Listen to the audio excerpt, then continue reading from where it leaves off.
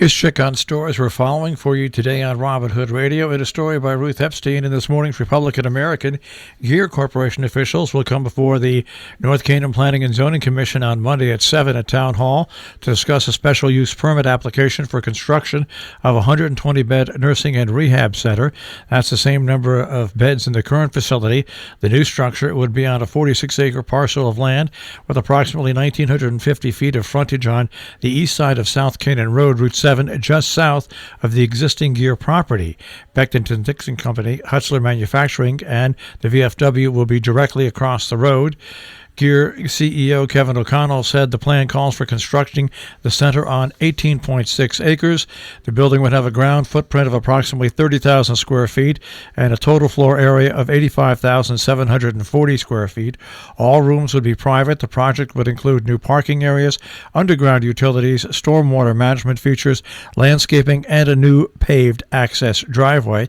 Now, if all the approvals are secured, O'Connell said they hope to start clearing the land in the spring, begin construction. Hope is to have the new facility completed in 2022 or 2023. Housatonic Valley Regional High School's academic bowl team plays 7th out of 125 teams from across the country in the Questions Unlimited National 3-2-1 tournament in November. They also ranked 1st in Connecticut and 1st in New England. Some meetings coming up today. The Northeast Town Board meeting at the Library Annex at 7 p.m. The Kent Planning and Zoning Commission has their regular meeting, that coming up at 7 p.m. Tomorrow, the Region 1 Board of Education has a policy subcommittee meeting. That'll be at 11 o'clock. It's a Zoom meeting, information available on their website. A Kind of Nobility, the forgotten artist Althea Hill Platt will be on the lecture for the Sharon Historical Society Museum in Sharon. It is a Zoom lecture on Friday, tomorrow, from 5 until 6 p.m. No registration is required. You can join that Zoom meeting with information on the historical website. The 12 Days of Christmas, a West Cornwall holiday exhibit, 12 works by local artists tucked into windows throughout downtown West Cornwall, will run December 12th through January 3rd. The windows will be on display both day and night outdoors and spread safely apart within easy walking distance from one another. The Wish House will provide maps for those who want to streamline their visit and will offer token prizes to children who use their sleuthing skills to find each display. The Amenia Recreation Commission invites you to their Pictures with Santa on Saturday, December 12th from 2 to 4 p.m. at Weebatuck High School. Stay in your car until it's your turn for a socially distanced picture. Bring your camera and phone, wear a mask, and also follow social distancing rules. In Sharon, the lighting of the luminaries around the Sharon Green is scheduled for Saturday evening and late afternoon if the weather complies. Sheffield Historical Society will welcome the public to free outdoor COVID-safe light displays on their grounds December 12th through January 6th. The Winter Wonderland features trees sponsored and decorated by local organizations, businesses, and families. You can stroll around wearing your mask or view from your car at the Town Hall parking lot. The Sheffield Historical Society is located at 159 Main Street, Route 7, just north of the mobile station. Coming up on December 13th, Lakeville host company Santa Express will be on the streets between 9 a.m. and 6 p.m. on the 12th and the 13th, visiting families for the holidays. A couple of events coming on from the Salisbury Volunteer Ambulance Squad and Salisbury Recreation Commission. The virtual gingerbread house competition, that is going on. The deadline to register will be Friday, December the 18th.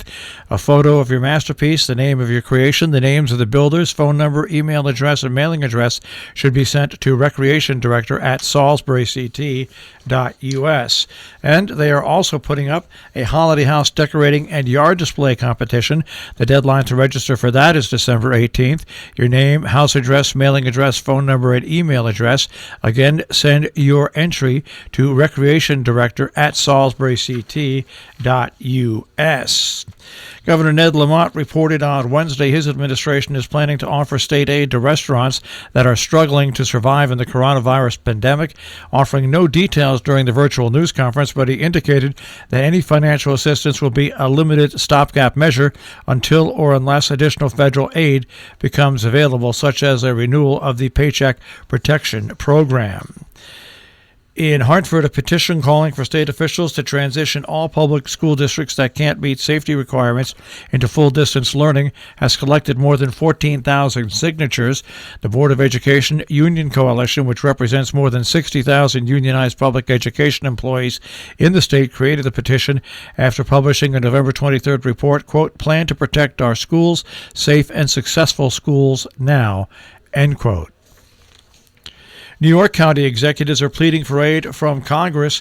Installed relief packages. County executives from across the state made their last public plea yesterday for federal funding. The pitch in an online briefing held by the New York State Association of Counties was similar to one they repeated with growing intensity since spring. Republicans and Democrats alike said their counties desperately need aid to continue providing essential services and should not be caught in a partisan standoff in Congress over state and local funding, which Senate Republicans have resisted. In Albany, New York State reports 10,000 new coronavirus cases on Wednesday. It pushes the state's total past 730,000 confirmed cases since the start of March. The COVID-19 vaccine shipments should flow to 90 different cold storage sites in New York as soon as the weekend, according to Governor Cuomo. The breakdown for the Mid-Hudson region will be 19,200 doses. Meanwhile, in Massachusetts, the state will begin distributing the first round of COVID-19 vaccine shipments to hospitals next week, and the doses will be given to the public in a phased approach starting later in the month, with the most vulnerable populations receiving the vaccine first. Our business brief is underwritten by Morgans at the Interlaken, interlakenin.com, and by Salisbury Bank, salisburybank.com. Dow Jones Industrial Average down over 105 points to 30,068.81 yesterday. The Nasdaq down 243.82 to 12,338.95, and the S&P 500 was down 29.43 to 3,672.82. We'll take a look at the tri-state forecast. That'll come your way in just a few moments.